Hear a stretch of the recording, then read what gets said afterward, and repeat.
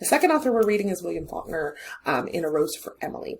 And this story is part of what we call the Southern Gothic tradition.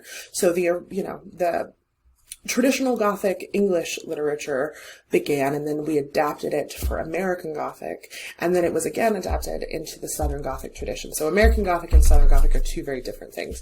Southern Gothic still keeps these elements of like horror, and you often hear grotesque used to describe the macabre themes. But these themes are more directly related to issues in the South, particularly issues related to race, to poverty, to industrialization. They are specific to the South in that regard, and William Faulkner is a master of it. A Rose for Emily deals with a cultural conflict in the South.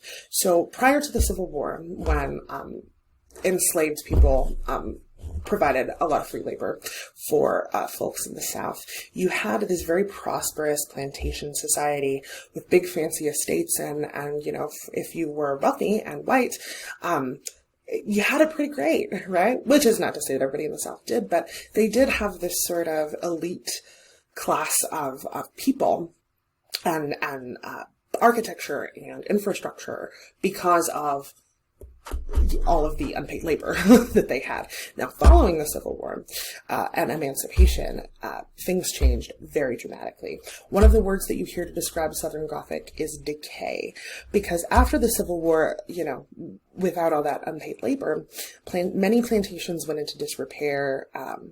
People lost their fortunes, and this was a struggle in the South. For certain individuals, and William Faulkner was very keen on that. A lot of people in the South at the time thought of that pre-Civil War era as the good old days, which I know sounds crazy for us to think about the days of slavery as, the good times, but this is how people felt at the time. And a lot of people were very resistant to post-Civil War era. So that is what William Faulkner is writing about. And that's what you should be looking for. I also, Southern Gothic writing also deals with race, often. And, A Rose for Emily does contain, some elements of racial tension that, you should pay attention to, and also be prepared for some language that, doesn't sit great with us in 2022.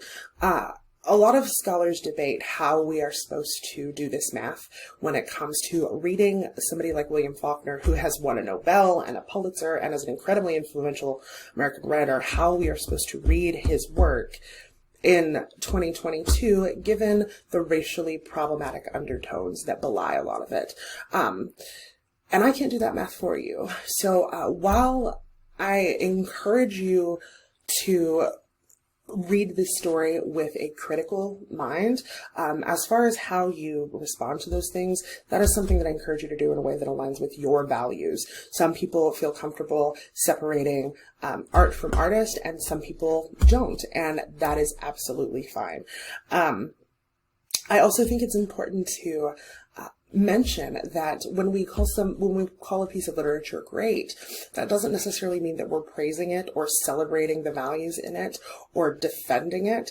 It is perfectly fine to read any of the stories in this class and find some of the moral or character principles in it to be uncomfortable and to reject them as a person. That is absolutely fine. And there are authors that we read that on a personal level I have strong feelings against.